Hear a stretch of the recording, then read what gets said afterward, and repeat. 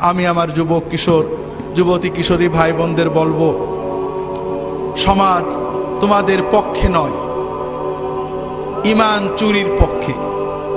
পিতামাতা তোমাদের ছেড়ে দিয়েছেন, তবে অন্তত নিজেদের ভবিষ্যতের দিকে তাকিয়ে, দুনিয়ার ভবিষ্যৎ আখিরাতের ভবিষ্যতের দিকে তাকিয়ে নিজেরা সাবধান হও। দুনিয়াতে অপরাধ হবে, পাপ হবে, অন্যায় ভুল হবে, তবে দুটো বিষয় খুব ভালো করে মনে রাখো। নামাজটা কখনো ছেড়ো না। নামাজ, যদি সিনেমা হলে থাকো বেরিয়ে এসে নামাজ পড়বে, যদি খেলার মাঠে থাকো ওয়াক্ত মতো নামাজ পড়বে। নামাজটা কখনোই ছাড়বে না, যত কিছুই হোক সময় মতো নামাজ পড়বে। আর অশ্লীলতাকে, মাদকতাকে বিষের মতো পরিত্যাগ করবে।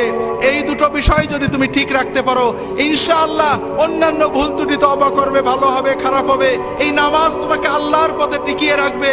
এবং ইনশাআল্লাহ তোমার বয়স যখন 50 হবে, তুমি নিজে অনুভব করবে এই দুনিয়া